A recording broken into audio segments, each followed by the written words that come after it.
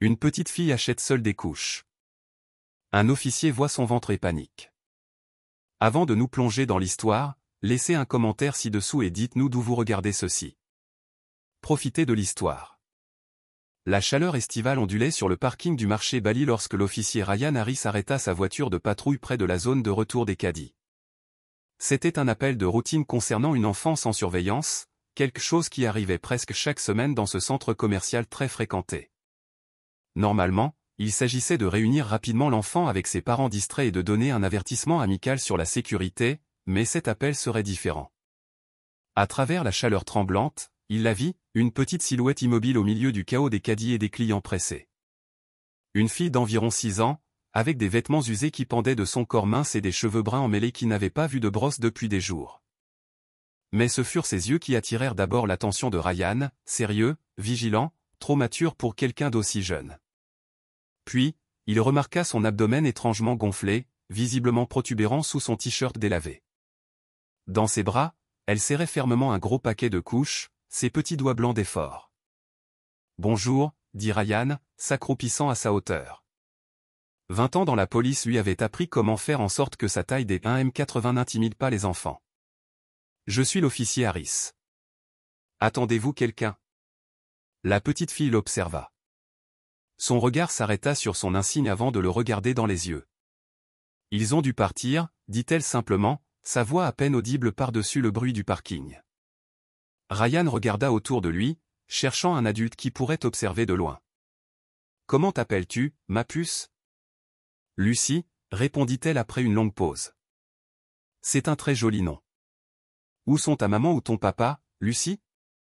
Son expression ne changea pas. « Loin. » Ryan hocha la tête, gardant un visage neutre malgré l'inquiétude grandissante qu'il ressentait. « Et qui t'a amené au magasin aujourd'hui ?»« Je suis venu acheter ça. » Elle ajusta les couches dans ses bras minces.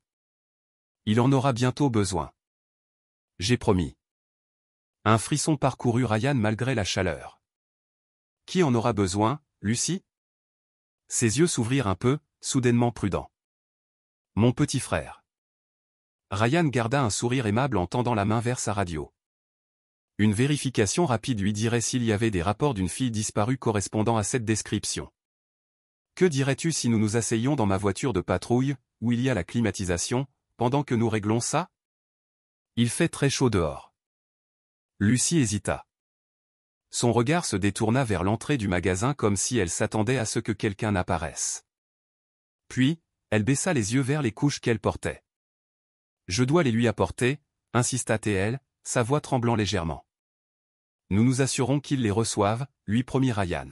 « Mais d'abord, nous allons te donner un peu d'eau et te rafraîchir, d'accord ?»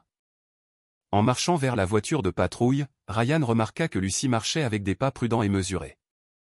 Une main, de temps en temps, se portait à son abdomen gonflé avec une grimace qu'elle tentait de cacher. Déjà dans la voiture, tandis que Lucie buvait de l'eau d'une bouteille, Ryan saisit son nom dans le système, Lucie Mercé, 6 ans. Aucun rapport de fille disparue ne correspondait à sa description. Plus inquiétant encore, aucun dossier de frères et sœurs. Quand il lui demanda avec qui elle vivait, elle regarda par la fenêtre et murmura, « Si je le dis, ils nous trouveront. » Alors qu'il s'éloignait, Lucie se retourna sur son siège, regardant l'entrée du magasin avec tant d'inquiétude que Ryan vérifia le rétroviseur, se demandant qui pouvait les observer.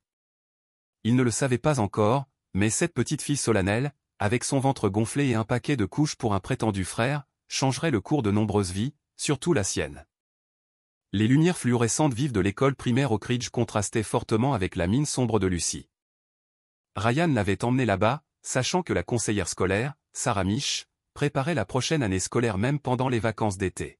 « Tu te débrouilles très bien, Lucie », l'assura Ryan alors qu'il marchait dans le couloir vide. Leurs pas résonnaient contre les murs colorés, décorés de dessins d'élèves. Il remarqua comment les yeux de Lucie se dirigeaient vers chaque panneau de sortie, comment elle mesurait chaque pas avec soin, comme si elle économisait son énergie. Sarah le reçut dans son bureau, un espace chaleureux avec des meubles à hauteur d'enfant et des étagères remplies de livres. « Bonjour, Lucie », la salua-t-elle avec un doux sourire. « Voudrais-tu dessiner pendant que l'officier Harris passe quelques appels ?» Lucie accepta les crayons de couleur et le papier sans un mot, mais au lieu de dessiner, Elle se contenta de tenir le crayon bleu, le regard fixé sur la porte. « J'ai déjà contacté les services de protection de l'enfance », expliqua Ryan à voix basse à Sarah. Quelque chose ne colle pas. Elle était seule sur le parking, achetant des couches pour un frère qui n'existe dans aucun registre, et son état. Il lança un regard significatif à l'abdomen gonflé de Lucy. Sarah hocha la tête avec compréhension. « Je resterai avec elle jusqu'à ce qu'ils arrivent. » 1 heure plus tard, Maggie Donovan entra dans le bureau. À 62 ans, elle se déplaçait avec la confiance tranquille de celle qui a tout vu en des décennies de travail social. Ses cheveux argentés encadraient un visage marqué de rides de rire et derrière ses lunettes, des yeux qui ne manquaient aucun détail. Lucy l'étudia attentivement tandis que la femme s'asseyait à côté d'elle. « Bonjour, Lucy. Je m'appelle Maggie, commença-t-elle. Sa voix, chaleureuse mais pas sirupeuse, était celle de quelqu'un qui ne mentirait pas juste pour faire se sentir mieux une enfant. « Je comprends que tu aies eu une matinée difficile, » dit Maggie. Lucy resta silencieuse, mais sa prise sur le crayon se relâcha légèrement. « Je vois que tu n'as encore rien dessiné, » observa Maggie. « Ce n'est pas grave, parfois c'est difficile de savoir par où commencer. » Ryan observait de l'autre côté de la pièce tandis que Maggie établissait doucement un lien, utilisant des techniques perfectionnées au fil des années de travail avec des enfants traumatisés. Cependant, Lucy ne révéla que très peu. Elle ne voulut pas dire où elle vivait et sursauta quand on lui demanda où étaient ses parents. « Si je le dis, ils nous trouveront, » murmura-t-elle, les yeux cherchant les fenêtres. Quand Maggie demanda avec soin à propos de l'abdomen gonflé de Lucy, la réponse de la petite fille glaça la pièce. « Parfois la nuit, des choses bougent à l'intérieur de moi, » dit Lucy d'un ton neutre, comme si elle parlait du temps qu'il faisait. Puis elle ajouta, « Grand-mère dit que c'est à cause de la nourriture spéciale. » Pendant que Lucy allait aux toilettes accompagnée de Sarah, Ryan partagea ses inquiétudes. « J'ai vu beaucoup de choses en 20 ans de service, mais quelque chose dans ce cas. » Il s'arrêta. « Je ne peux pas l'expliquer, mais je me sens déjà personnellement impliqué. » Maggie hocha la tête. « Ma formation d'infirmière avant le travail social me dit que cet enfant a besoin de soins médicaux le plus tôt possible. Cette distension pourrait indiquer plusieurs conditions graves. » Elle regarda vers la porte. Mais l'emmener à l'hôpital de But-en-Blanc pourrait la traumatiser davantage. Elle est clairement terrifiée. De quelqu'un ou protège-t-elle quelqu'un? Oui, ajouta Ryan, pensant aux couches et au mystérieux frère. Quand Lucy revint, Maggie lui expliqua qu'il lui trouverait un endroit sûr où rester pendant qu'il réglerait tout. La seule réponse de la petite fille fut de demander d'une voix à peine audible, « Puis-je emporter les couches? » Il en aura besoin. Qui? Demanda Maggie doucement. Lucy la regarda avec une expression soudainement féroce et protectrice dans les yeux. J'ai promis de l'aider. C'est juste un bébé. Il ne peut pas prendre soin de lui-même. Alors qu'il se préparait à partir, Lucy se tourna vers Ryan avec une intensité inattendue. Vous allez venir me voir après? Vous avez un insigne. Ils ont peur des insignes. Qui a peur des insignes, Lucy? Demanda Ryan, se mettant à sa hauteur. Mais Lucy était retombée dans le silence, sa petite main reposant inconsciemment sur son abdomen gonflé tandis qu'elle regardait par la fenêtre le ciel qui commençait à s'assombrir. Il faisait déjà nuit lorsque Ryan termina les formalités nécessaires au commissariat. Son quart était terminé depuis 3 heures, mais il ne pouvait se résoudre à rentrer chez lui. Quelque chose dans le cas de Lucy lui était resté gravé dans la conscience. Heure supplémentaire encore, Harris? Demanda le capitaine Reynolds en passant devant son bureau. Juste pour boucler cette affaire, monsieur, Ryan indiqua les formulaires. La petite fille du parking. L'expression du capitaine s'adoucit. Donovan a appelé. Elle a dit que vous aviez fait plus que votre devoir aujourd'hui. Ryan haussa les épaules. Il y a quelque chose qui ne colle pas.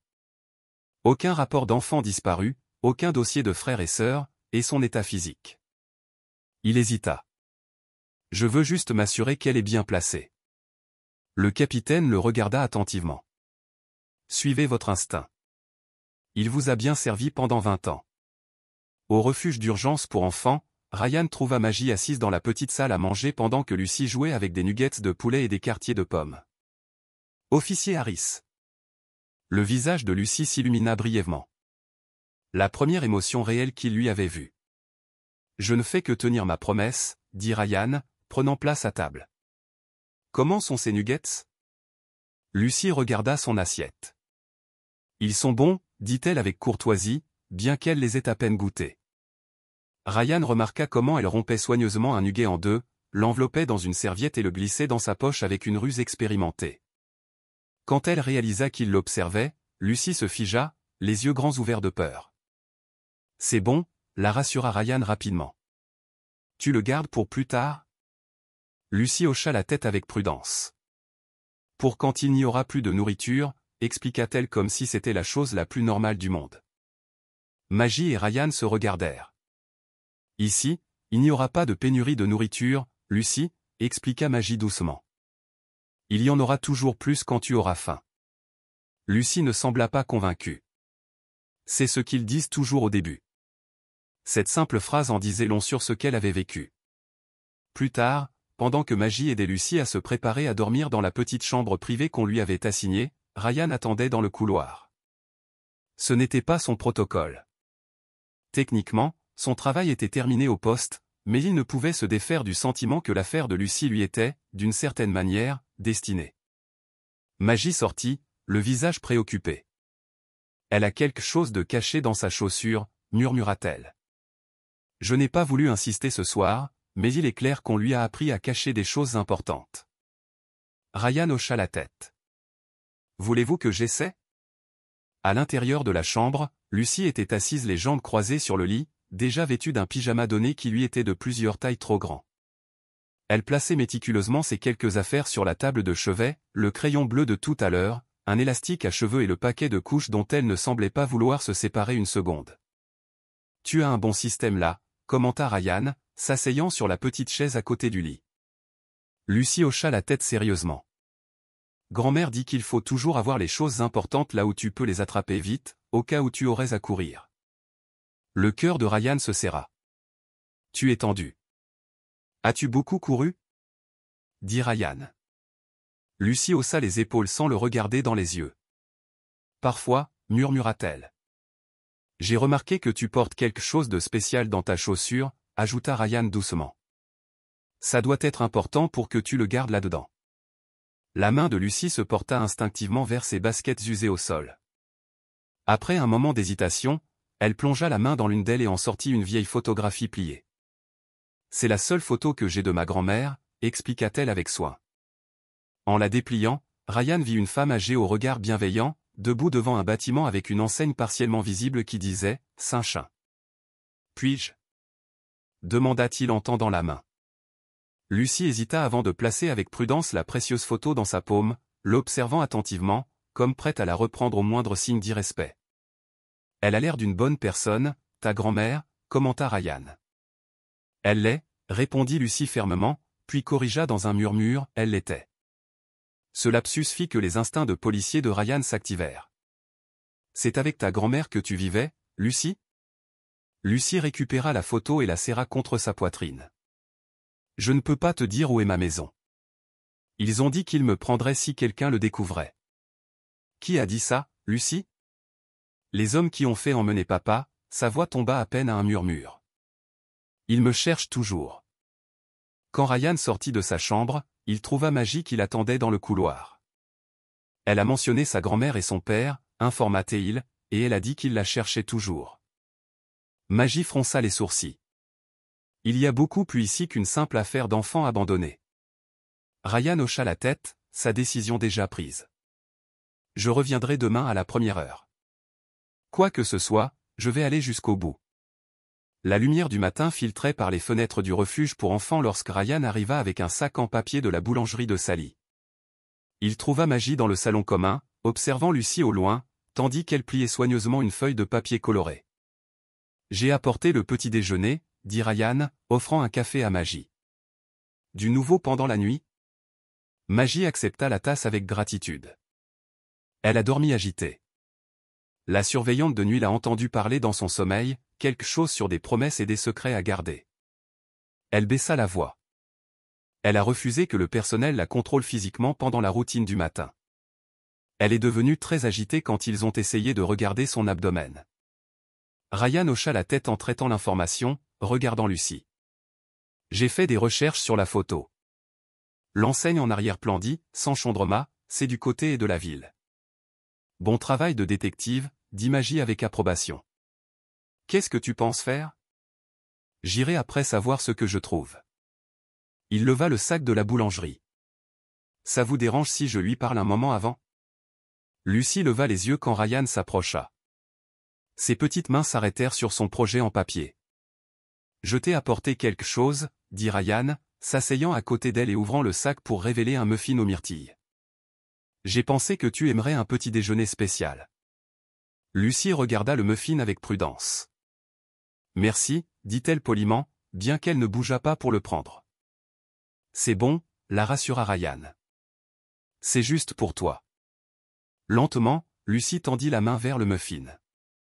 Son expression s'adoucit en prenant une petite bouchée. C'est sucré, dit-elle surprise, comme si la douceur était un luxe inattendu. Lucie, commença Ryan délicatement, aujourd'hui, je vais chercher des indices sur ta grand-mère. D'accord. La peur traversa son visage. Peut-être qu'il surveille la laverie. Ryan tenta de cacher sa surprise en voyant qu'elle avait déduit son plan. Qui pourrait la surveiller? Lucie prit une autre petite bouchée, mâchant lentement avant de répondre. Les hommes dans la voiture sombre sont venus chercher papa. Puis ils sont revenus chercher ce qu'il avait caché. Et qu'a-t-il caché, Lucie? Sa main se porta inconsciemment à son abdomen protubérant. Je ne sais pas, mais il croit que si. Ce geste fit que l'inquiétude de Ryan s'intensifia. Que pensait cet enfant qu'il se passait dans son corps? Je vois que tu fais quelque chose, dit-il, changeant de tactique et désignant sa feuille pliée. Lucie hocha la tête, dépliant avec soin sa création. C'était un dessin étonnamment détaillé d'une petite pièce. Il y avait un lit, une table et, le plus intéressant, une figure d'une femme âgée qui tenait ce qui ressemblait à un bébé. C'est ta grand-mère? Demanda Ryan. Lucie hocha la tête. Et c'est Noah, dit-elle, désignant le bébé dans son dessin. Je lui ai promis de lui apporter des couches parce que sa maman aussi a dû partir. Une autre pièce du puzzle s'assembla. Noah est le bébé pour qui tu allais chercher des couches. Il a besoin des spéciales, celles qui ont la ligne bleue, expliqua Lucie sérieusement. Grand-mère m'a appris comment savoir quand elles sont mouillées. Ryan croisa un regard avec Magie, qui s'était approchée en silence. Lucie, demanda Magie, où est Noah maintenant? Le visage de Lucie s'assombrit. Je ne sais pas.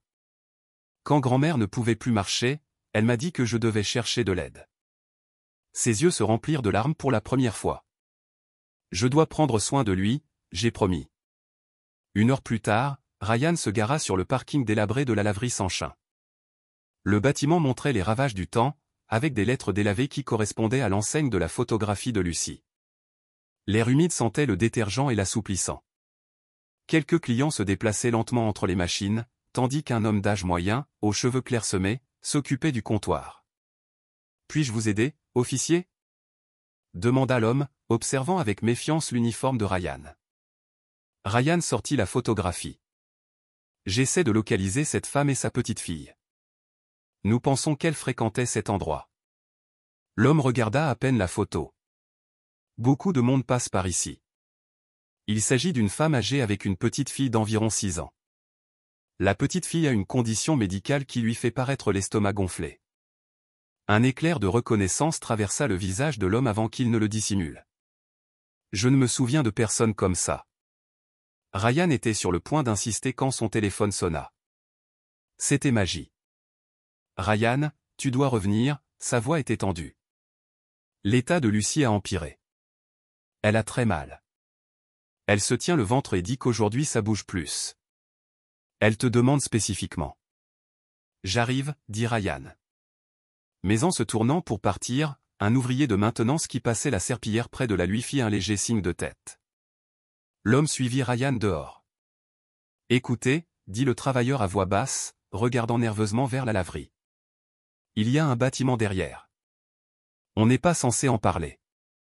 Des gens y entrent et sortent qui ne veulent pas être trouvés. » Il hésita. « Si vous cherchez la grand-mère de cette petite, je commencerai par là. Mais faites attention, il y a des gens très intéressés par qui y reste. En rentrant au refuge, des pièces du puzzle tourbillonnaient dans l'esprit de Ryan, une pièce cachée, un mystérieux bébé nommé Noah, des hommes dans des voitures sombres. Au centre de tout, une petite fille courageuse portant des secrets trop lourds pour ses petites épaules. Le crépuscule était tombé sur la ville lorsque Ryan obtint le mandat de perquisition. La journée avait été un tourbillon, la détérioration de Lucy, son transfert urgent à l'hôpital pour enfants et les appels frénétiques pour accélérer le processus du mandat. Maintenant, en arrivant à la laverie Sanchin après la fermeture, le bâtiment se dressait sombre et silencieux. La détective Martinez l'attendait dans une voiture banalisée proche. Il a été assez difficile d'obtenir ce mandat avec si peu d'informations, commenta-t-elle alors qu'il s'approchait du bâtiment. Votre capitaine doit avoir une grande confiance en votre intuition. Espérons qu'il ait raison, répondit Ryan, pensant au visage pâle de Lucy tandis que l'équipe médicale l'emmenait pour l'examiner. À l'intérieur de la laverie, régnait un silence inquiétant. Les machines étaient immobilées dans la pénombre. Ryan se dirigea directement vers la zone de maintenance, se souvenant de l'indice de l'ouvrier concernant un bâtiment à l'arrière. Derrière une lourde porte métallique marquée « Personnel seulement », ils découvrirent un étroit couloir de service. Ryan désigna une section du mur qui ne correspondait pas tout à fait au reste. Une inspection plus minutieuse révéla une porte cachée conçue pour se camoufler parfaitement. Ingénieux, murmura Martinez, éclairant l'entrée avec sa lampe de poche. Quelqu'un s'est donné beaucoup de mal pour garder cet endroit secret. La porte s'ouvrit, révélant un passage qui connectait à une structure séparée derrière le bâtiment principal. Au bout se trouvait une autre porte, celle-ci avec 3 serrures distinctes. Définitivement, quelqu'un ne veut pas de visite, signala Martinez tandis qu'il forçait les verrous. La porte s'ouvrit, révélant un petit espace aménagé en logement, essentiellement une seule pièce avec des séparateurs improvisés. Dans un coin, une cuisine modeste avec des assiettes dans l'évier et une théière sur le poêle. Un lit simple avec un couvre-lit fait main se trouvait contre le mur du fond, parfaitement fait, comme si son occupante espérait revenir. Mais ce fut le coin enfant qui capta l'attention de Ryan, un petit lit à barreaux avec des draps délavés, mais propres, une pile de livres de la bibliothèque rangés par taille et une collection de jouets d'occasion soigneusement conservés. Quelqu'un avait créé un espace rempli d'amour avec des ressources très limitées. Ils sont partis en hâte, mais sans panique, observa Martinez, désignant un placard organisé avec des vêtements manquants, mais pas jetés. Sur une petite table, Ryan trouva ce qu'il s'attendait à trouver, un cahier avec des notes manuscrites, des horaires de médicaments et ce qui semblait être des instructions de livraison. À côté, un dictionnaire médical ouvert à une section sur les infections parasitaires avec des annotations manuscrites dans les marges. « Regardez ça », dit Ryan, désignant un calendrier sur le mur avec des jours marqués de symboles cryptiques. La date d'aujourd'hui a une étoile et le mot « provision ». Cela explique pourquoi la petite était au magasin, dit Martinez. Le téléphone de Ryan sonna. C'était Maggie de l'hôpital. Comment va-t-elle? Demanda-t-il immédiatement. Pas bien, la voix de Maggie était lourde d'inquiétude. Elle a une forte fièvre et ils ont besoin d'examiner son abdomen, mais elle est complètement hystérique. Elle est convaincue que si les médecins regardent son estomac, ils nous trouveront et emporteront ce qu'il y a à l'intérieur. Passe-la-moi, dit Ryan. Après un moment, la petite voix effrayée de Lucy résonna sur la ligne. Officier Ryan. Je suis là, Lucy, dit-il doucement. J'ai trouvé la pièce spéciale de ta grand-mère derrière la laverie. On entendit une respiration coupée. Les hommes dans la voiture sombre sont-ils là? Non, ma puce, il n'y a que moi et une autre officière de police. Nous protégeons les lieux. Il hésita. Lucy, les médecins ont besoin de t'aider à te sentir mieux. Ils ont besoin de regarder ton ventre. Je ne peux pas, sa voix frisait la panique. Grand-mère disait, ne fais jamais confiance au docteur.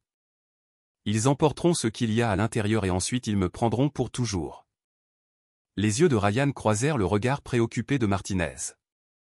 Lucy, tu te souviens comment tu m'as fait confiance avec la photo de ta grand-mère? J'ai besoin que tu me fasses confiance encore une fois. Ces docteurs sont de bonnes personnes, comme Maggie, ils veulent juste t'aider avec cette douleur au ventre. Le silence se prolongea de plusieurs battements. Vous reviendrez bientôt? Murmura finalement Lucy. Grand-mère disait que les gens avec des insignes peuvent nous protéger. J'arrive tout de suite, promit Ryan. Alors qu'il recueillait soigneusement les preuves de l'appartement caché, l'esprit de Ryan allait à toute vitesse. De qui se cachait cet enfant et sa grand-mère? Que pensait Lucie qu'il y avait dans son corps et que d'autres voulaient trouver? Et le plus urgent, où était le bébé nommé Noah, qu'elle désirait en protéger? Dans un coin, un ours en peluche était assis sur l'oreiller de la petite, usé par des années de caresses, avec un œil manquant et remplacé par un bouton soigneusement cousu. Témoin silencieux des secrets que cette pièce cachait. L'hôpital pour enfants brillait comme un phare dans la nuit tandis que Ryan traversait en hâte les portes coulissantes, l'épreuve à la main. Les sacs de l'appartement caché étaient rangés en toute sécurité dans son véhicule. L'odeur antiseptique et les voix étouffées du service des urgences l'enveloppèrent tandis qu'une infirmière le guidait jusqu'à la chambre pédiatrique numéro 3. Il trouva Lucie recroquevillée sur le côté, son petit visage rougi par la fièvre. Magie était assise à côté du lit, lui caressant doucement les cheveux, tandis qu'un jeune médecin attendait patiemment près d'elle avec une planchette à la main. L'officier Ryan est revenu comme promis, dit Magie à voix basse. Les yeux de Lucie s'ouvrirent peu à peu, le soulagement se reflétant sur ses traits. Vous avez trouvé la pièce spéciale de grand-mère. Oui, confirma Ryan, s'installant sur la chaise de l'autre côté du lit. Et devine ce que j'ai apporté. Il sortit de derrière son dos l'ours en peluche borgne. Lucie poussa un soupir et tendit ses mains tremblantes vers la poupée. Monsieur Bouton, murmura-t-elle, serrant l'ours contre sa poitrine. Vous avez vraiment trouvé notre maison? Le médecin fit un pas en avant. Lucie, maintenant que l'officier Ryan est là, penses-tu que nous pourrions vérifier ton ventre? Ça ne fera pas mal, je te le promets. La peur revint troubler les yeux de Lucie, mais Ryan lui prit la main avec douceur. Je serai là tout le temps. Personne ne va t'enlever quoi que ce soit. Après un long moment, Lucie hocha la tête d'un léger geste. L'examen fut bref, mais révélateur. Le visage du médecin resta professionnellement neutre, mais Ryan remarqua le regard préoccupé qu'il échangea avec l'infirmière. Lucie, dit le médecin doucement en terminant. Il n'y a rien de mystérieux ni de terrifiant dans ton ventre.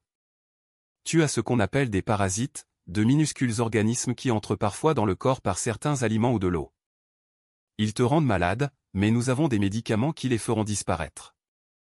Lucie fronça les sourcils avec scepticisme. Mais je peux les sentir bouger.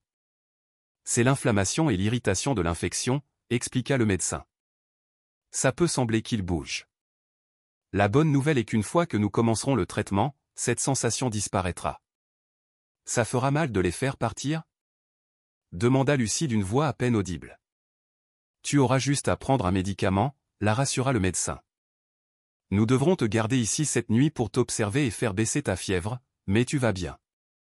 Lorsque l'équipe médicale sortit pour préparer le traitement, Lucie s'effondra sur l'oreiller, épuisée dans chaque ligne de son petit corps. Tu as été très courageuse, lui dit Magie, lui arrangeant la couverture de l'hôpital. Les yeux de Lucie se déplacèrent entre Ryan et Magie, comme si elle les évaluait selon un critère interne. Finalement, elle parla. Grand-mère est tombée malade, murmura-t-elle, très malade. Elle ne pouvait plus marcher jusqu'au magasin. C'est laquelle m'a dit que je devais être courageuse et chercher de l'aide. Ryan hocha la tête d'un air encourageant. Tu as été incroyablement courageuse, Lucie. Nous avons vécu dans cette pièce longtemps, continua-t-elle, la voix gagnant en force. Après que papa ait dû partir, grand-mère a dit qu'il y avait des gens qui nous cherchaient, alors nous devions nous cacher. Qui les cherchait, Lucie? Demanda Ryan délicatement.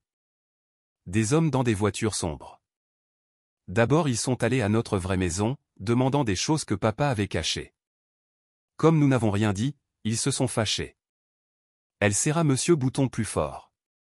C'est là que grand-mère m'a emmené dans la nuit de la laine. Nous ne sommes jamais revenus. Magie échangea un regard avec Ryan. Et où est ta grand-mère maintenant, ma puce? Les larmes remplirent les yeux de Lucie. Je ne sais pas. Elle était trop malade pour bouger le jour où elle m'a envoyé chercher des couches. Elle a dit que si elle n'était pas là quand je reviendrais, je devais trouver quelqu'un avec un signe. Ryan pensa au lit parfaitement fait de l'appartement caché. Eleanor Mercé aurait-elle su qu'elle ne reviendrait pas? Lucie, dit-il avec soin, tu as mentionné que Noah a besoin de couches. Peux-tu nous en dire plus sur lui? quelque chose changea dans l'expression de Lucie, une férocité protectrice qui transforma ses traits. La maman de Noah vivait à côté de notre foyer secret. Elle était très malade. Elle pleurait et tremblait parfois. Grand-mère l'aidait. Et où est la maman de Noah maintenant? Demanda Magie. Elle a dû partir. Elle a pleuré en disant au revoir. Elle a dit qu'elle reviendrait, mais elle n'est pas revenue. La voix de Lucie tomba à un murmure. Grand-mère m'a appris à changer les couches de Noah et à lui préparer les biberons, elle a dit que j'étais une grande aide.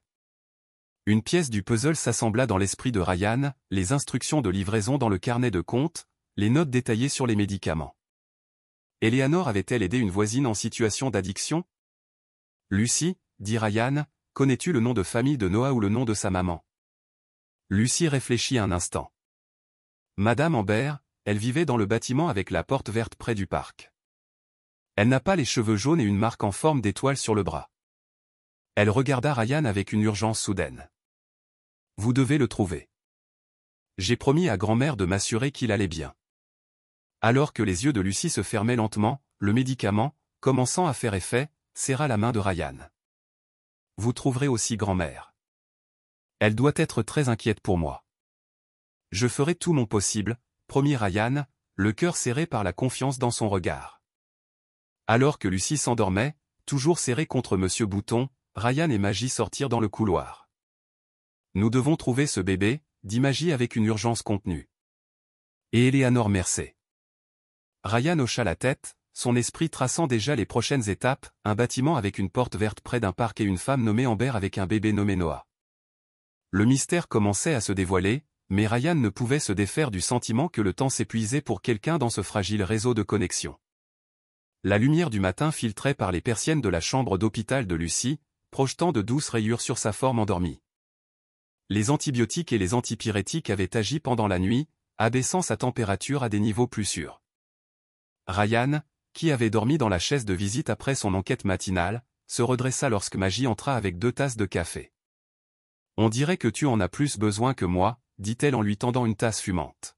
« Des indices sur notre mystérieuse grand-mère » Ryan hocha la tête, baissant la voix pour ne pas réveiller Lucie. Eleanor Mercer, 68 ans, est institutrice à la retraite depuis 5 ans, sans antécédents judiciaires. Il but le café avec gratitude.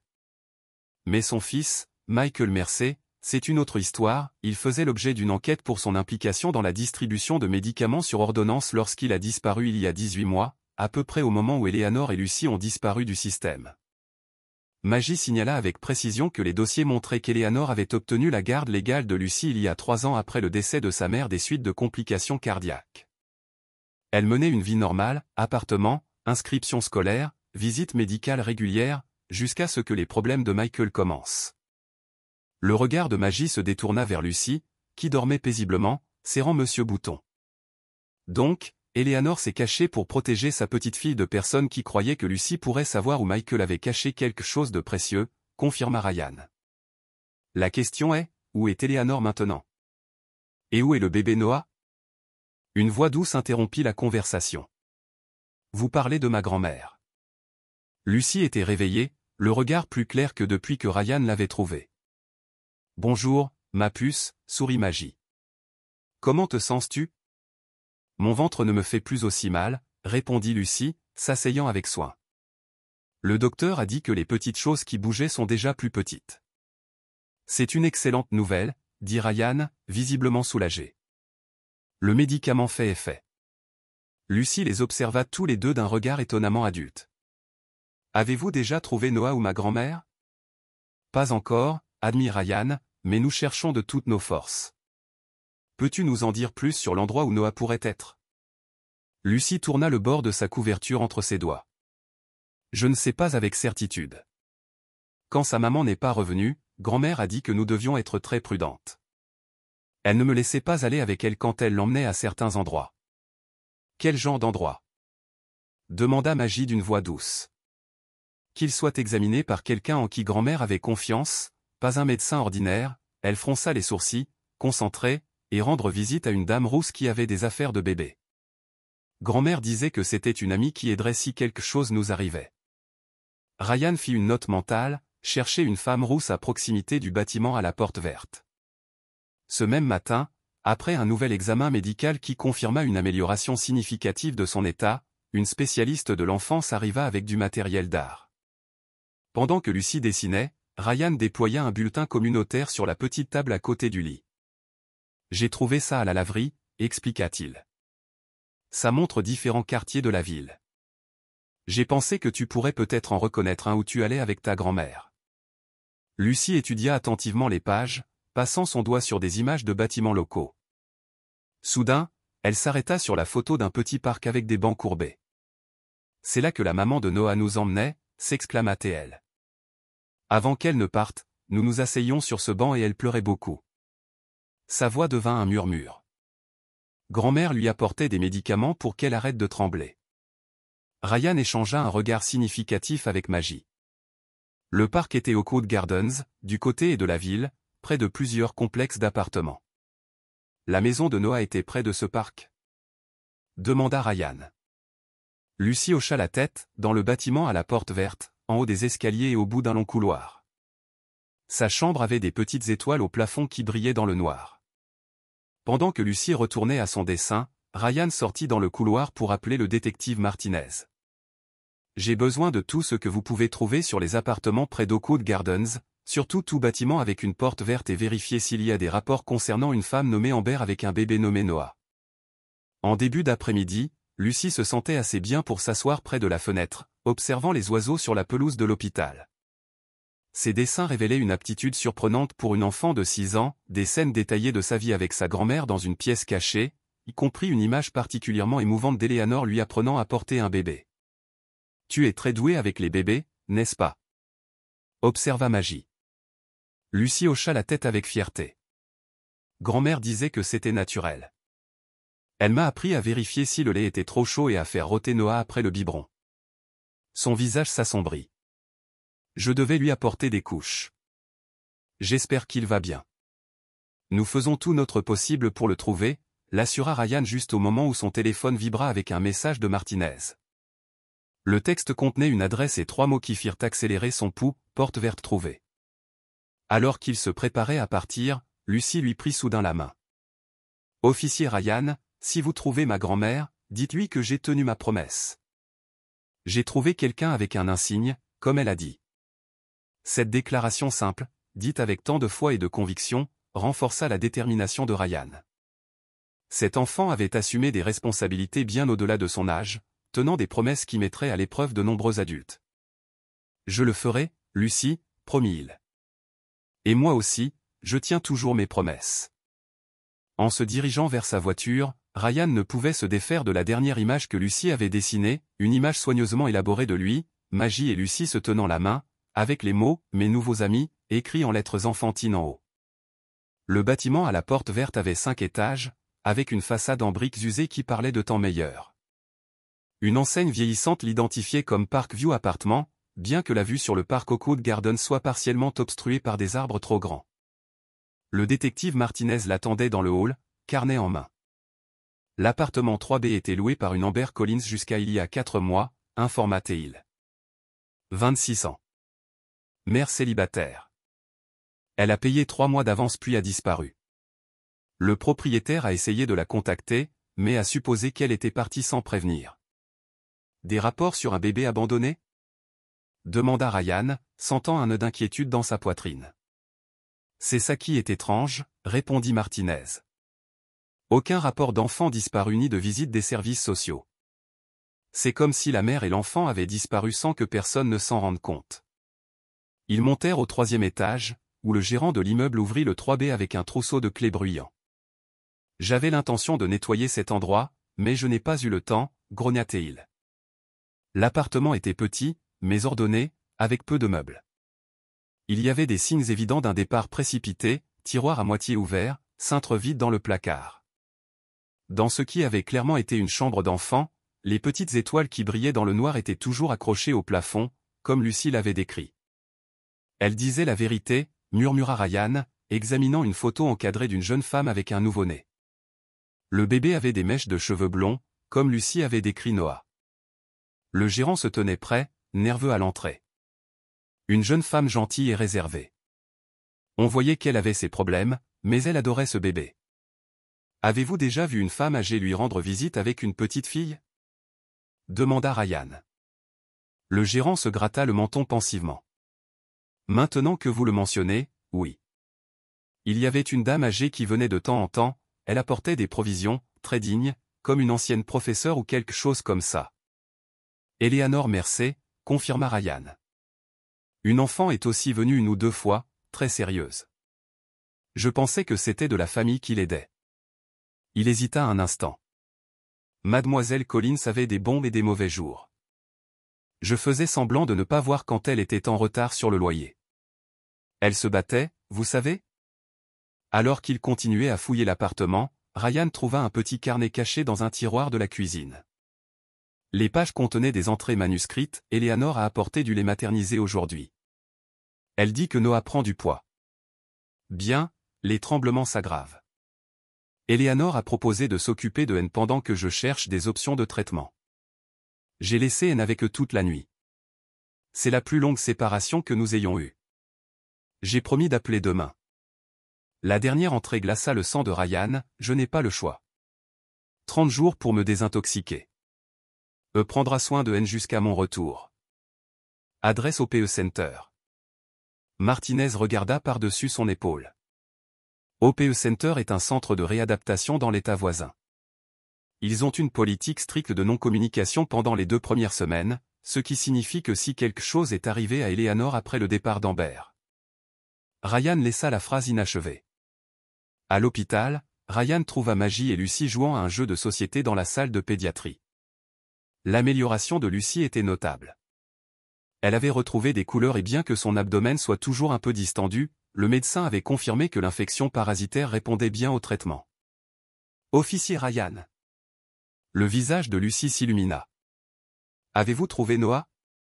Ryan s'assit à côté d'elle, choisissant soigneusement ses mots. Pas encore, mais nous avons trouvé sa maison, juste où tu as dit, avec des étoiles au plafond. Lucy hocha la tête, sans surprise par sa confirmation. Lucy, continua Ryan doucement, nous avons trouvé un carnet qui appartenait à la maman de Noah, Amber. Elle a écrit qu'elle devait partir pour suivre un traitement et aller mieux, et qu'elle a laissé Noah avec ta grand-mère. Le visage de Lucy devint sérieux. Grand-mère a dit que mademoiselle Amber était très malade, mais pas du genre de maladie que les médecins peuvent voir tout de suite. Elle a dit que c'était une maladie du cœur et de l'esprit, et qu'elle avait besoin d'aide spéciale. Ryan échangea un regard avec Maggie, impressionné par l'explication sincère, mais appropriée pour son âge, qu'Eleanor avait donnée à sa petite-fille sur l'addiction. Dans le carnet, il était écrit qu'Amber prévoyait de revenir après 30 jours, expliqua Ryan. Mais c'était il y a 4 mois. S'est-il passé quelque chose qui a empêché ta grand-mère de continuer à prendre soin de Noah? Les petits doigts de Lucy dessinaient des figures sur le plateau de jeu. Grand-mère est tombée malade aussi, mais différemment. Elle a commencé à oublier des choses et à dormir toute la journée. Sa voix baissa à un murmure. Un matin, elle n'a plus pu se lever, ses jambes ne fonctionnaient plus bien.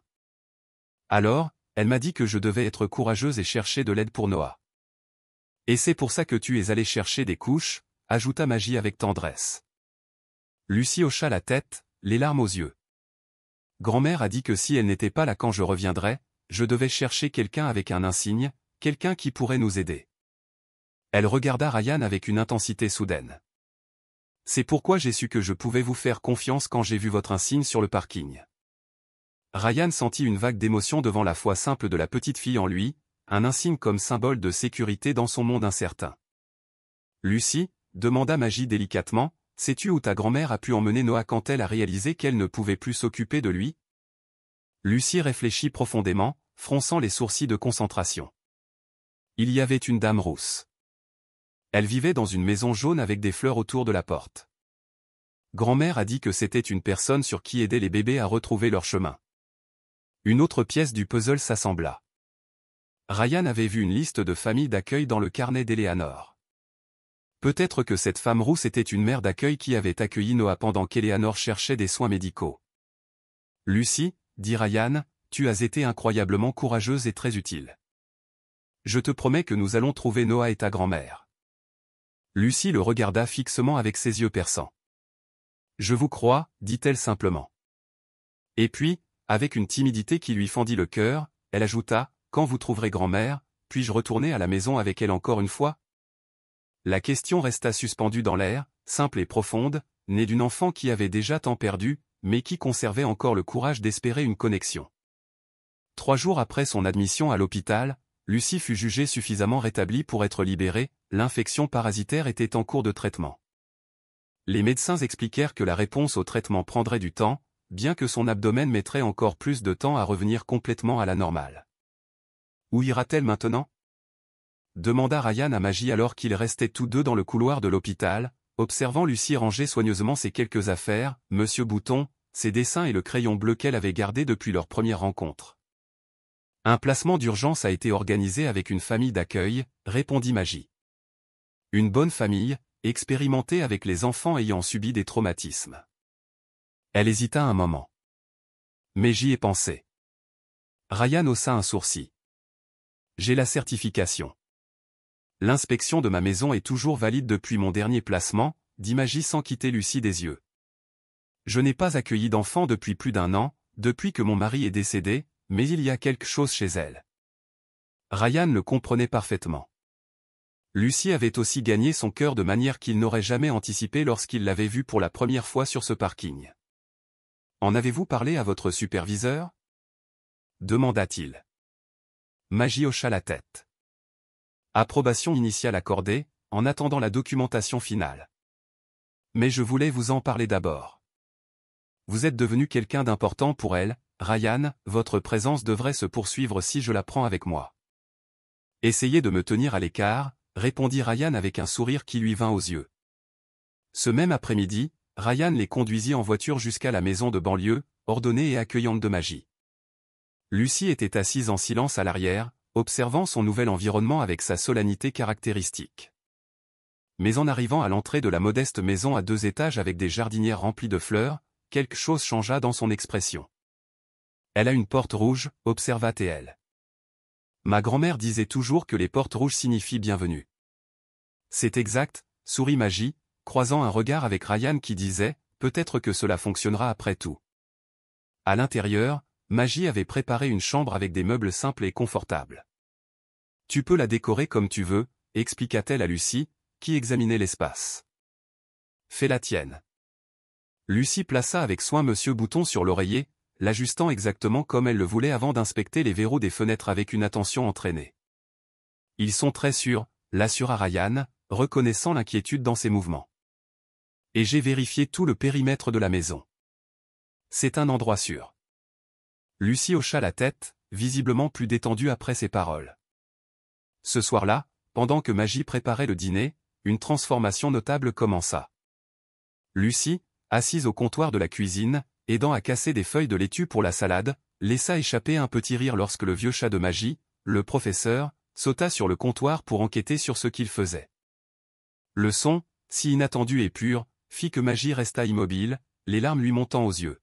« Lucie, dit-elle à voix basse, c'est le plus beau son que j'ai entendu dans cette cuisine depuis très, très longtemps. » Après le dîner, alors qu'il s'installait dans le salon pour regarder un dessin animé que Lucie avait choisi avec beaucoup de soin, Ryan reçut un appel du détective Martinez. « Nous avons quelque chose, dit-elle sans préambule. Des images de sécurité de la gare routière d'il y a 3 semaines montrent une femme qui correspond à la description d'Eleanor Mercer. Elle semble désorientée, instable en marchant. Des signes d'un bébé avec elle ? Demanda Ryan, sortant dans le couloir pour que Lucie n'entende pas. Aucun enfant visible sur les images. Mais voici ce qui est intéressant, elle est assistée par une femme rousse qui correspond à la description de Cynthia Walters, une prestataire de soins temporaires enregistrée qui vit à 6 pâtés de maison d'Oakwood Gardens. La maison jaune avec des fleurs, murmura Ryan, se souvenant de la description de Lucie. Quand il retourna dans le salon, Lucie était blottie à côté de Maggie, les yeux lourds de sommeil, bien qu'elle luttait clairement pour rester éveillée. La simple domesticité de la scène, cet enfant blessé trouvant du réconfort dans la présence maternelle de Maggie, serra quelque chose dans la poitrine de Ryan. Pendant que Maggie l'emmenait au lit, Ryan resta à regarder les photos alignées sur la cheminée, son défunt mari Robert, des photos de la famille élargie, des images de sa carrière d'infirmière, des espaces où une vie s'était construite, perdue et reconstruite. Plus tard, alors qu'il partageait un thé dans la cuisine, Ryan informa Maggie de l'appel de Martinez. Donc Eleanor a pu reconnaître la détérioration de son état et a cherché de l'aide auprès de cette aide-soignante temporaire, raisonna Maggie. C'est ce que je pense, hocha la tête Ryan. J'irai chez Walters à la première heure demain. Un bruit dans le couloir. Lucy était debout sur le seuil, pâle. J'ai fait un cauchemar, murmura-t-elle. J'ai rêvé de grand-mère. Elle m'appelait, mais je ne pouvais pas la trouver. Maggie alla aussitôt vers elle, s'agenouillant pour la consoler. Veux-tu un peu de lait chaud pour t'aider à dormir? Lucy hocha la tête, mais ses yeux étaient fixés sur Ryan. Vous partez maintenant? Non, non, jusqu'à ce que tu sois profondément endormi à nouveau, promit-il. Pendant que Maggie préparait le lait, Lucy grimpa sur la chaise à côté de Ryan, son petit visage sérieux sous la lumière douce de la cuisine. Officier Ryan, dit-elle à voix basse, vous avez une petite fille à la maison? La question innocente le prit au dépourvu. Non, je n'ai pas d'enfant. Vous ne vous sentez pas seul? Demanda-t-elle avec une véritable inquiétude. Ryan sourit doucement. Parfois, mais j'ai des amis. Et maintenant, je t'ai toi et Maggie à visiter. Lucy réfléchit un instant. Ma grand-mère dit que tout le monde a besoin d'une famille, même les adultes. Ta grand-mère semble très sage, répondit Ryan, pensant aux sacrifices évidents d'Eleanor Mercer pour sa petite fille. Elle l'est, dit Lucy avec une certitude absolue. Et puis, avec la franchise qui le surprenait tant, elle ajouta, si vous ne la trouvez pas, est-ce que vous et Maggie pourriez être ma famille à la place? La question resta suspendue dans l'air, simple et profonde, née d'une enfant qui avait déjà tant perdu, mais qui conservait encore le courage d'espérer une connexion. Avant que Ryan ne puisse formuler une réponse, un mouvement à l'extérieur de la fenêtre de la cuisine attira son attention. Les lumières d'une voiture se déplaçaient lentement devant la maison, passant avec une lenteur délibérée avant de continuer dans la rue. Lucy le remarqua aussi. Tout son corps se tendit. Les yeux s'agrandirent de peur. « Ils nous cherchent toujours », murmura-t-elle, se rapprochant du côté de Ryan. « Ils nous ont trouvés. » La lumière du matin baignait l'église Sainte-Marie de Tondoré tandis que Ryan montait ses marches de pierre usée. Les célèbres vitraux représentant des anges au bleu et ambre vif projetaient des motifs colorés sur le vieux sol, créant ce que Lucy avait appelé la « lumière d'ange ». Après l'incident inquiétant avec la voiture la nuit précédente, Ryan avait garé une patrouille près de la maison de Maggie et passa le reste de la nuit sans dormir. Après des heures à passer des appels, sa recherche l'avait mené ici, dans ce sanctuaire paisible, où, selon les registres du refuge, Eleanor Mercer avait demandé de l'aide 3 semaines auparavant. Le père Thomas, un homme aux cheveux argentés et aux yeux bienveillants qui rappelaient ceux d'Eleanor, reçut Ryan dans le hall. « Officier Harris, j'attendais votre appel depuis que j'ai appris qu'ils avaient retrouvé la petite fille d'Eleanor. » La surprise de Ryan dut se refléter sur son visage, car le prêtre sourit doucement. « Petite ville, officier. Les nouvelles circulent. De plus, j'étais inquiet pour Eleanor depuis que nous l'avons aidée à se rendre au refuge. Son état se détériorait rapidement. Donc, elle est venue ici en premier? Confirma Ryan. Le père Thomas hocha la tête. Elle était désorientée, faible. Elle disait qu'elle devait trouver un endroit sûr pour sa petite fille, mais qu'elle devait d'abord s'occuper de Noah. Il le conduisit jusqu'à un petit bureau. J'ai contacté Cynthia Walters. C'est l'une de nos paroissiennes et mères adoptives certifiées. Cynthia s'est occupée temporairement du bébé pendant que nous emmenions Eleanor recevoir des soins médicaux. Et où est Eleanor maintenant? Demanda Ryan, formulant enfin la question qui le brûlait de l'intérieur depuis qu'ils avaient trouvé Lucy. Au Riverside Care Center, répondit le père Thomas. C'est une résidence pour personnes âgées. Elle a été admise par leur programme de charité après l'avoir stabilisée à l'hôpital. Le cœur de Ryan s'accéléra. La grand-mère de Lucy était vivante. 1 heure plus tard, il se tenait devant la chambre 217 du Riverside Care Center, se préparant à l'état dans lequel Eleanor Mercer pouvait se trouver. L'infirmière l'avait déjà informé, diabète non traité, démence à un stade précoce, faiblesse physique causée par une malnutrition prolongée.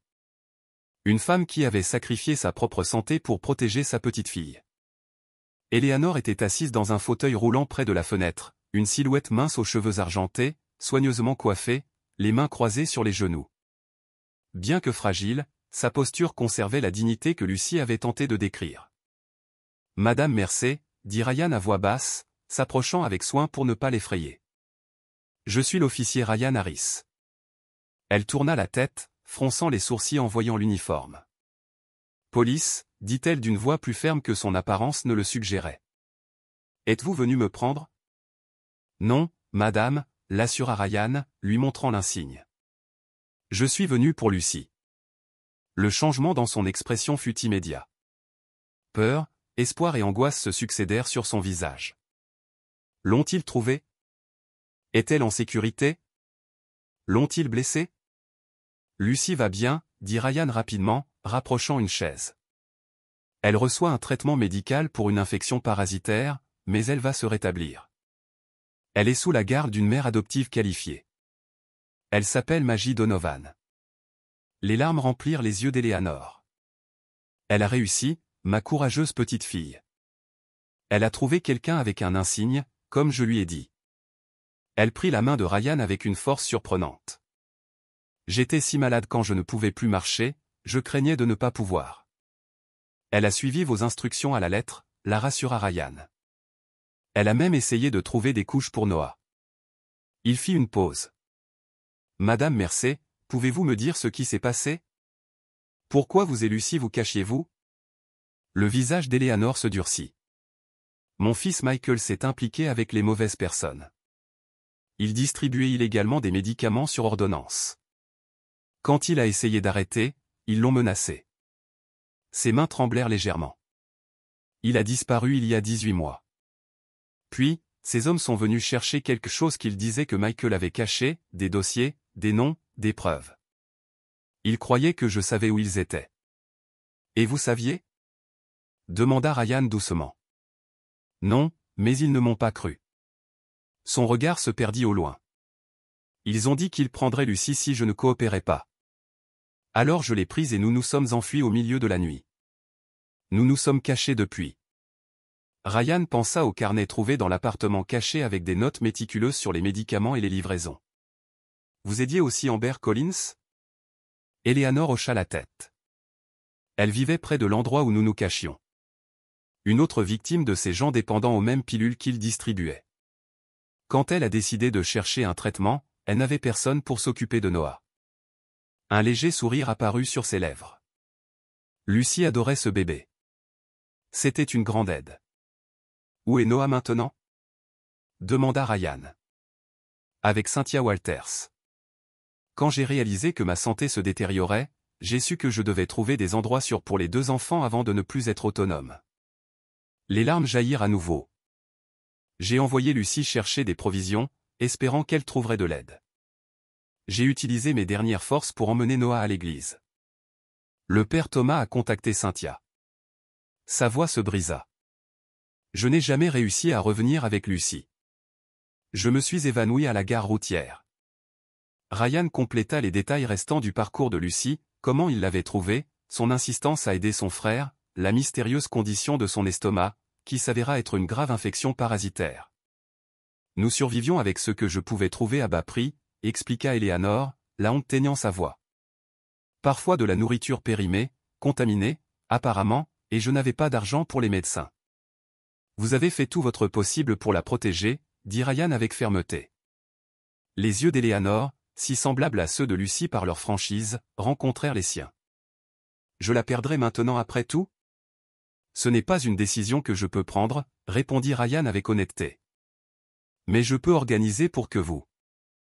J'aimerais la voir plus que toute autre chose au monde, murmura Eleanor. Plus tard cet après-midi-là, Ryan observait par la fenêtre de la chambre d'Eleanor tandis que Lucy entrait, Maggie attendant respectueusement à la porte. La petite fille s'arrêta, figée un instant, puis se lança en avant avec un cri qui contenait à la fois de la joie et du soulagement. Grand-mère. Tandis que grand-mère et petite fille s'étreignaient, Ryan vit la petite main de Lucy se lever pour toucher les cheveux argentés d'Eleanor, comme pour confirmer que c'était réel. Et en cet instant de retrouvailles, malgré toutes les incertitudes qui restaient encore à venir, il fut témoin du début de la guérison pour les deux. Une confiance fragile en l'avenir renaissait après des mois de peur et de dissimulation. Dehors, dans le couloir, Maggie s'essuya les larmes des yeux. « Famille retrouvée », murmura-t-elle. « Quoi qu'il arrive, ce moment est important. » Ryan hocha la tête, pensant à la question que Lucy lui avait posée la nuit précédente, « Pourriez-vous et Maggie être ma famille à la place ?» La réponse, réalisa-t-il, n'était plus une question d'une chose ou de l'autre. La famille pouvait s'étendre, les liens pouvaient se multiplier. Quoi que l'avenir réserve, cette courageuse petite fille n'aurait plus à l'affronter seule. Les retrouvailles entre Lucy et sa grand-mère marquèrent un point de bascule, mais ce n'était que le début d'un voyage complexe. Alors que Ryan recueillait des preuves contre le réseau de distribution pharmaceutique qui avait forcé la famille Mercer à se cacher, des incidents étranges continuaient de se produire. Un appel anonyme au bureau d'accueil demandant des nouvelles de Lucy, une berline sombre aperçue près de l'hôpital pendant l'un de ses rendez-vous de suivi. « Nous augmentons la sécurité », expliqua Ryan à Maggie alors qu'ils étaient assis sur le porche un soir, regardant Lucy s'occuper des jardinières qu'elle avait adoptées avec enthousiasme comme sa responsabilité. Martinez pense que les anciens associés de Michael Mercer pensent toujours que Lucy et Eleanor savent quelque chose de précieux. « Et elles le savent ?» demanda Maggie à voix basse. Ryan secoua la tête. Pas consciemment, mais Eleanor a conservé des dossiers détaillés de tout, nom, date, lieu de livraison, des informations qui pourraient démanteler toute leur opération. À l'intérieur de la maison, Lucy fredonnait doucement en organisant ses dessins sur le réfrigérateur, un son qui aurait été impensable lorsque Ryan l'avait trouvée pour la première fois sur ce parking, solennelle et silencieuse avec son paquet de couches. « J'ai commencé le processus de demande pour l'accueillir, » dit Maggie, changeant de sujet. « Il y a une certaine préoccupation concernant mon âge et mon statut de veuve. » Ryan fronça les sourcils. « C'est ridicule. Tu es la meilleure chose qui lui soit arrivée. » « J'ai été infirmière pédiatrique pendant 30 ans, » répondit Maggie avec une sereine détermination. « Je comprends ses besoins médicaux mieux que beaucoup de jeunes. » Elle but une gorgée de thé avec réflexion. « De plus, nous nous sommes connectés. Vous pouvez le voir. » C'était vrai. La santé de Lucy continuait de s'améliorer avec une nutrition adéquate et des médicaments. Le gonflement de son abdomen avait diminué notablement et ses niveaux d'énergie augmentaient de jour en jour. Le plus notable était sa transformation émotionnelle. Des moments de véritable joie enfantine cassaient son air sérieux plus fréquemment. Le lendemain, Ryan accompagna Lucy et Maggie rendre visite à Eleanor au centre de soins Riverside. Malgré ses défis médicaux, l'esprit d'Eleanor était clair ce jour-là. Ses yeux brillaient tandis que Lucy lui montrait avec fierté ses derniers dessins et racontait les mésaventures du professeur, le chat. Pendant un moment où Lucy fut distraite par un chien de thérapie qui visitait un autre résident, Eleanor prit la main de Ryan. « Officier Harris, » dit-elle à voix basse, « je dois vous dire quelque chose d'important sur les dossiers de Michael. » Ryan se pencha plus près. « Qu'en est-il, Madame Mercer ?»« Je les ai cachés, » confessa-t-elle. « Non pas parce que je voulais protéger Michael, mais parce que je pensais qu'il pourrait protéger Lucy. Comme une assurance, au cas où ces hommes nous trouveraient un jour. » Sa voix devint encore plus basse. « Il y a une planche lâche sous le lit dans notre cachette. Tout y est, nom, emplacement, quantité, assez pour les arrêter définitivement. » Ryan lui serra la main doucement. « Je le trouverai. Je promets. » Les yeux d'Eleanor se remplirent de larmes. « Merci de l'avoir trouvée, d'avoir tenu votre promesse de la protéger. » De l'autre côté de la pièce, Lucy riait, un son clair, sans inhibition, tandis que le chien de thérapie faisait un tour. Eleanor et Ryan se tournèrent pour regarder, étant témoins d'un moment de pure joie enfantine qui avait été refusé à Lucy pendant si longtemps. « Elle guérit », murmura Eleanor, la voix chargée d'émotion. À l'intérieur, là où ça compte le plus. Ryan hocha la tête, pensant à tous les fils invisibles qui connectaient ces vies qui s'étaient entrelacées de façon si inattendue avec la sienne, une enfant courageuse, sa grand-mère sacrifiée, une mère d'accueil compatissante et quelque part un bébé qui avait encore besoin d'être officiellement retrouvé et protégé. « Nous tous », répondit-il à voix basse. Les preuves cachées sous le plancher se révélèrent plus précieuses que quiconque aurait pu l'anticiper. Quelques jours après la découverte de Ryan, des agents fédéraux se joignirent à l'enquête et coordonnèrent. Les descentes de police perturbèrent le réseau de distribution qui avait terrorisé la famille Mercer. 6 arrestations jusqu'à présent, informa la détective Martinez, étalant des photographies sur le bureau de Ryan. Il y en a 2 autres en attente. La documentation méticuleuse d'Eleanor a été la clé. Date, quantité, plaque d'immatriculation. Elle a tout enregistré. Ryan hocha la tête, non surpris par la minutie d'Eleanor. Cette même attention rigoureuse aux détails avait permis à Lucy de rester en vie et relativement en bonne santé pendant les mois où elles se sont cachées. Et l'immunité pour Eleanor ? Demanda-t-il. Elle n'a jamais participé à la distribution, confirma Martinez. Elle l'a seulement documenté après qu'ils aient menacé Lucy. C'est déjà réglé. Son témoignage sera crucial, mais elle ne fera pas l'objet d'accusation. Le parquet reconnaît qu'elle protégeait sa petite fille. Ce même après-midi, Ryan rendit visite à Lucy chez Maggie. La transformation de la petite fille continuait de le surprendre. Ses joues étaient plus pleines, ses mouvements plus énergiques et, le plus notable, son abdomen retrouvait sa taille normale à mesure que l'infection parasitaire régressait. Il la trouva dans le jardin arrière, aidant Maggie à planter des bulbes de tulipes pour le printemps, ses petites mains serrant avec soin la terre autour de chacun. « Officier Ryan !» cria Lucy, agitant les doigts couverts de terre avec une liberté qui lui réchauffa le cœur. La petite fille méfiante et vigilante qui mesurait chaque mot et mouvement avait disparu. « Je t'ai apporté quelque chose, » dit Ryan, présentant un petit paquet. Lucy s'essuya les mains sur son jean avant de l'accepter. À l'intérieur, il y avait un nouvel œil pour Monsieur Bouton, parfaitement assorti à celui qui restait.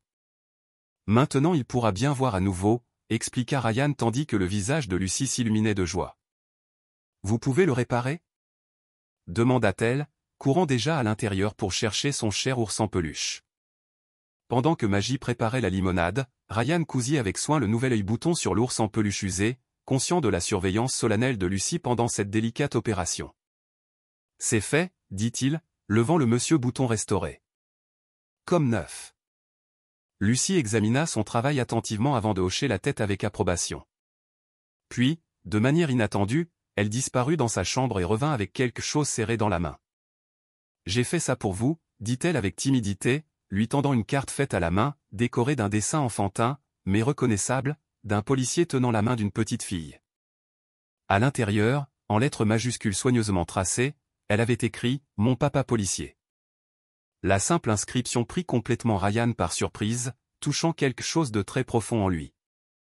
Il leva les yeux et vit Maggie observant depuis la porte, les yeux étrangement brillants.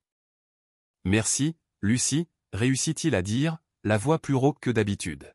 « C'est le plus beau cadeau que j'ai reçu de ma vie. » Le lendemain, un autre moment décisif arriva, l'audience pour revoir le placement temporaire de Lucy en famille d'accueil.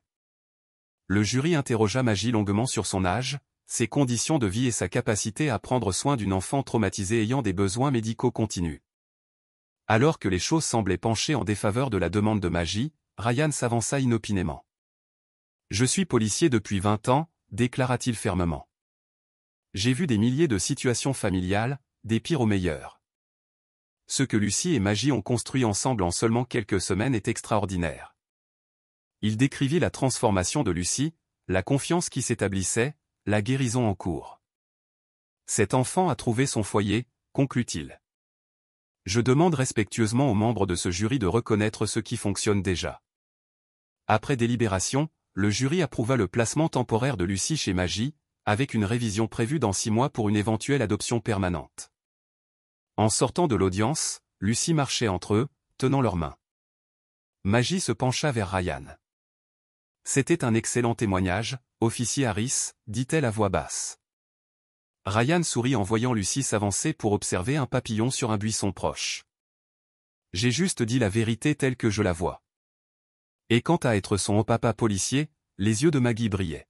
« Êtes-vous prêt pour ça ? » Une responsabilité, pensa Ryan, regardant la carte soigneusement placée sur son bureau à côté de son insigne. « Je crois que je me préparais à ça depuis que je l'ai trouvé sur ce parking, » admit-il.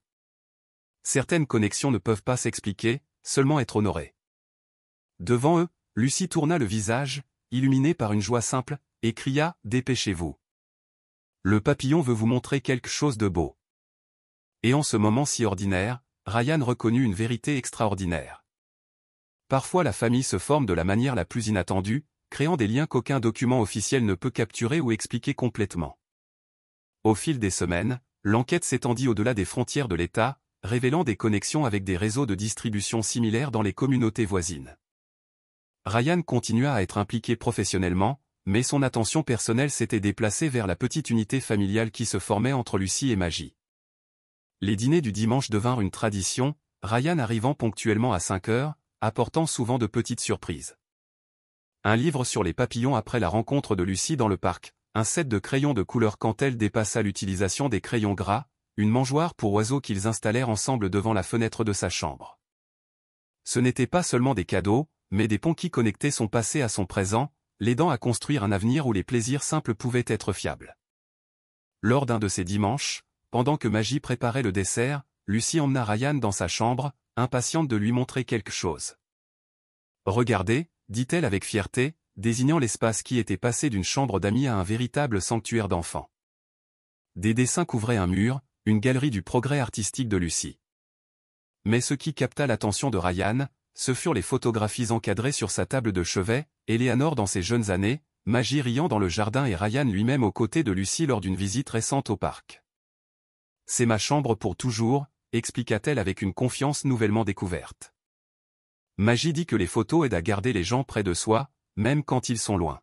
« C'est absolument vrai », répondit Ryan, ému par son inclusion dans cette collection de personnes importantes. Les rendez-vous médicaux de Lucy étaient devenus moins fréquents et ses séances de thérapie montraient des progrès remarquables. La docteure Patterson, sa psychologue pour enfants, avait remarqué l'esprit résilient de Lucy et sa capacité croissante à exprimer des sentiments qui avaient auparavant été enfermés.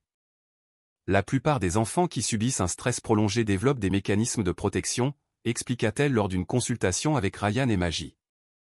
Dans le cas de Lucy, c'était l'hypervigilance et la rétention émotionnelle.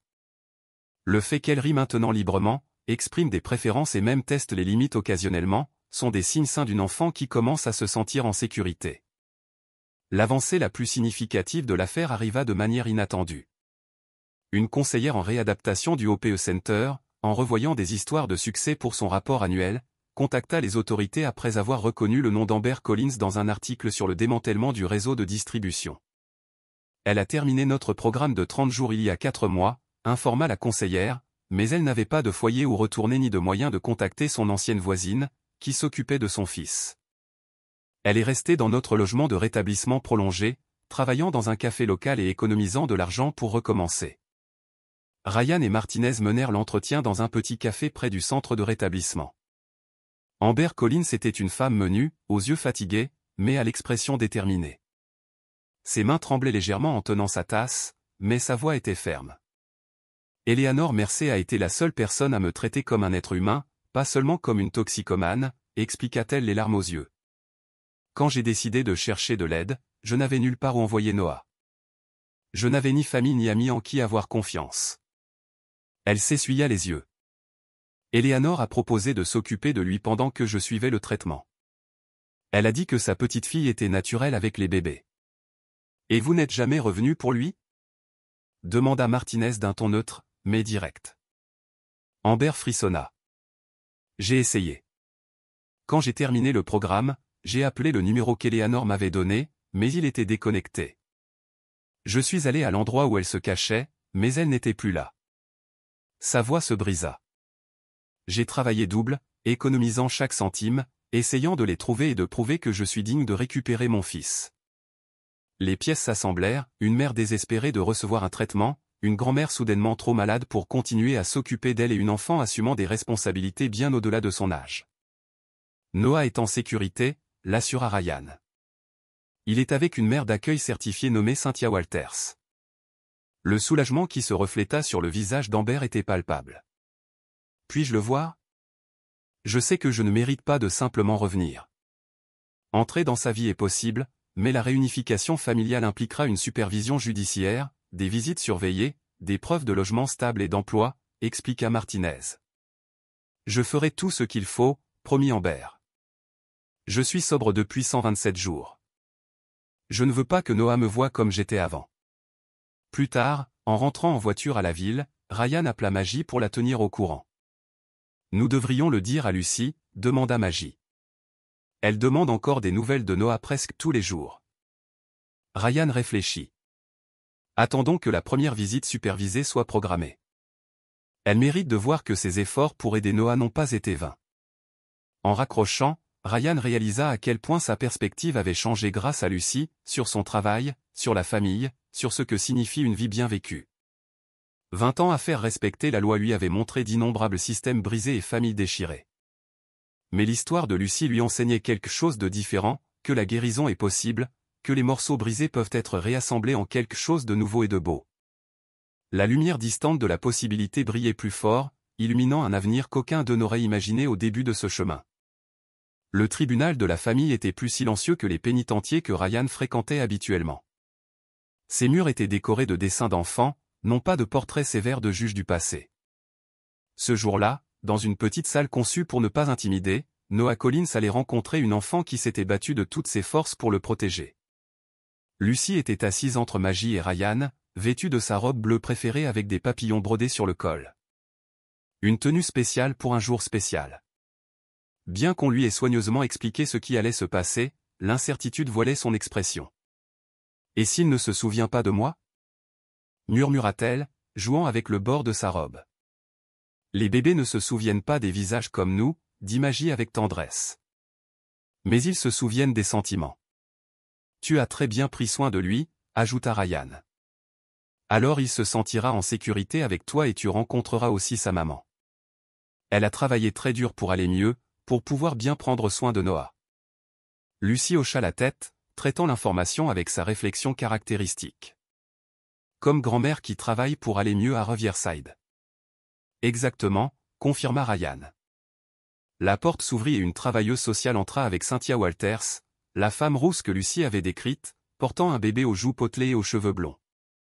Derrière elle venait Amber Collins, visiblement nerveuse, mais conservant une dignité sereine.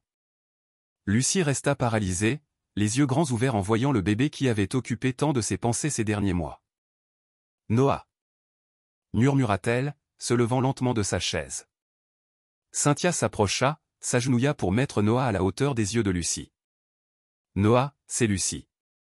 Elle t'a aidé quand tu étais plus petit. » Lucy tendit une main hésitante, touchant doucement les petits doigts de Noah.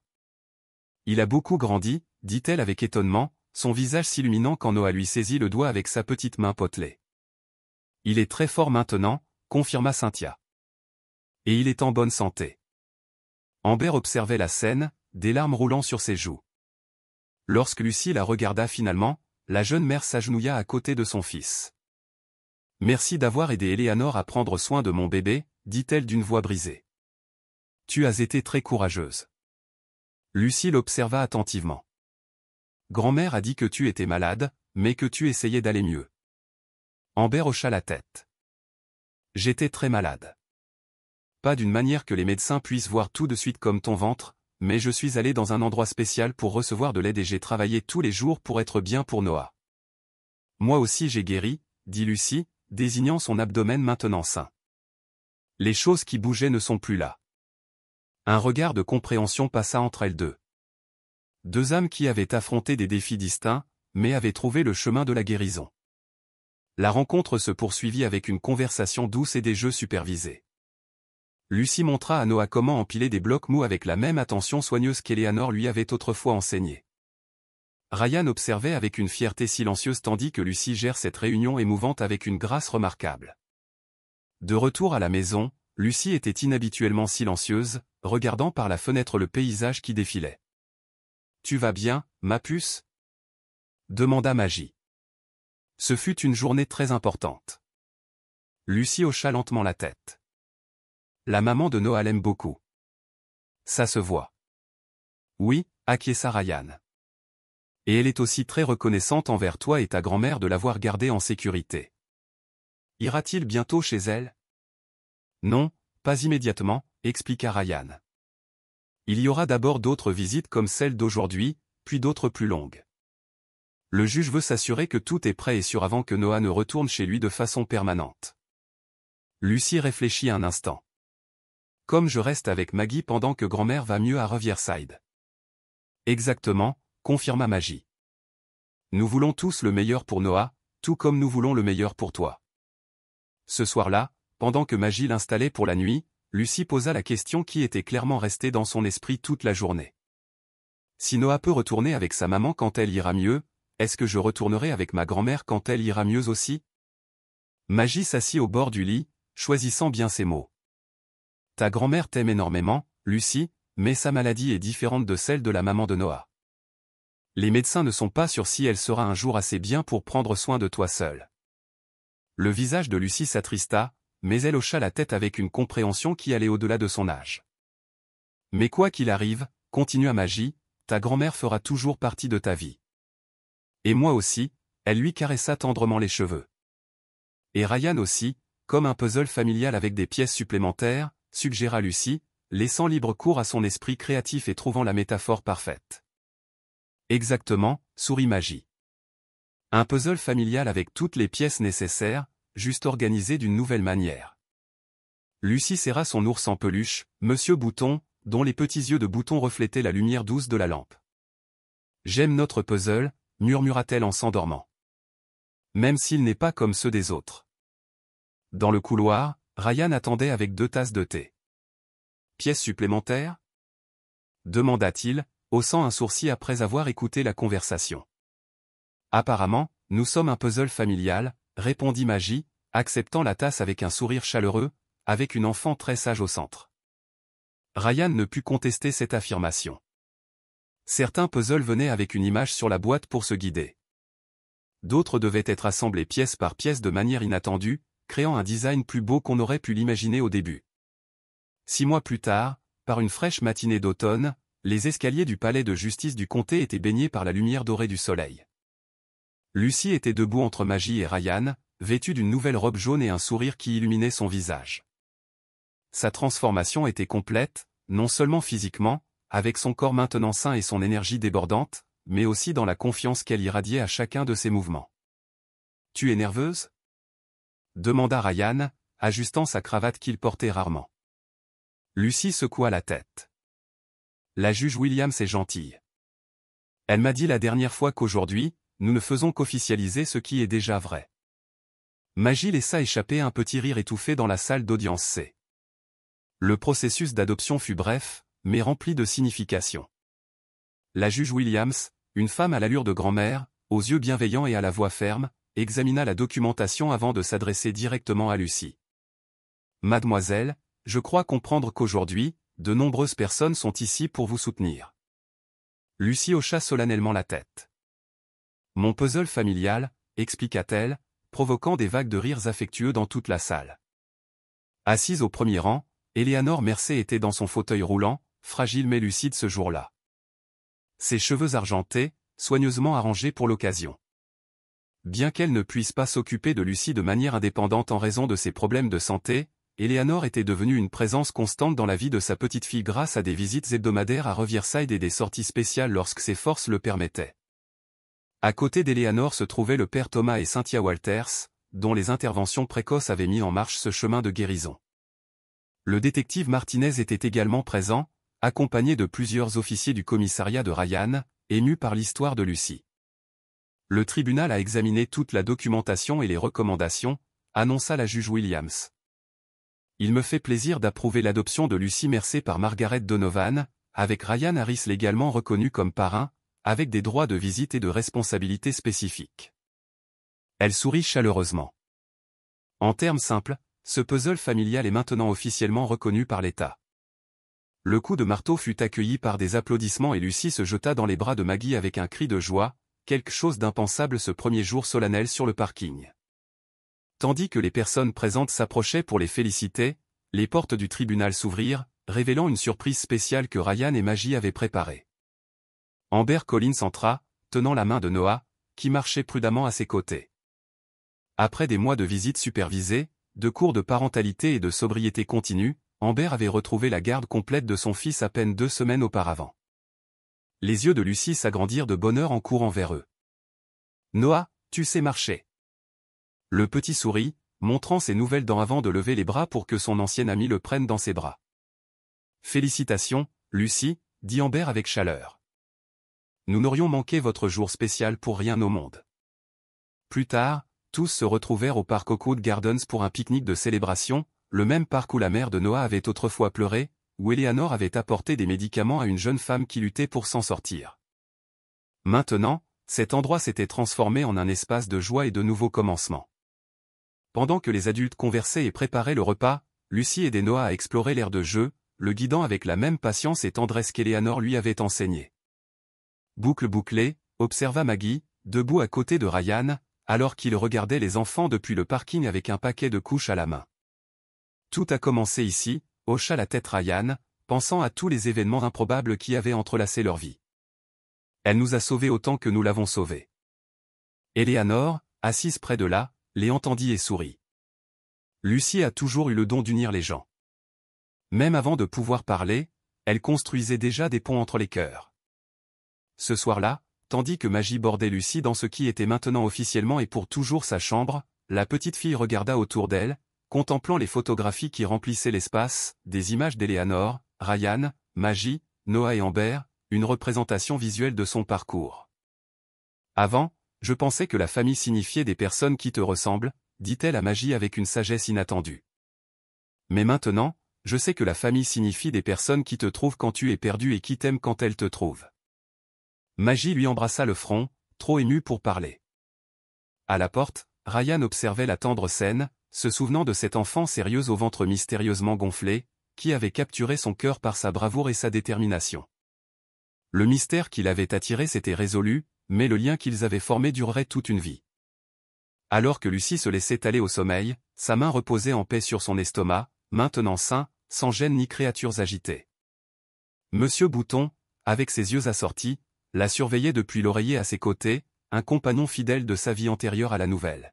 « Bonne nuit, ma courageuse petite fille », murmura Maggie, lui ajustant la couverture sur les épaules. « Bonne nuit, maman Maggie », répondit Lucy d'une voix somnolente, utilisant le nouveau nom qu'elle avait elle-même choisi, honorant à la fois son passé et son présent. Puis, avec un sourire endormi vers la porte, « Bonne nuit, papa policier ». Le cœur de Ryan se gonfla comme chaque fois qu'il entendait ce terme. Bonne nuit, Lucy. Doux rêve. Et pour la première fois de sa courte vie, Lucy Mercedonovan pouvait compter exactement sur cela, des doux rêves dans un foyer sûr, entouré d'une famille formée non par le sang ni les circonstances, mais par le choix, par l'amour et par le pouvoir guérisseur des secondes chances.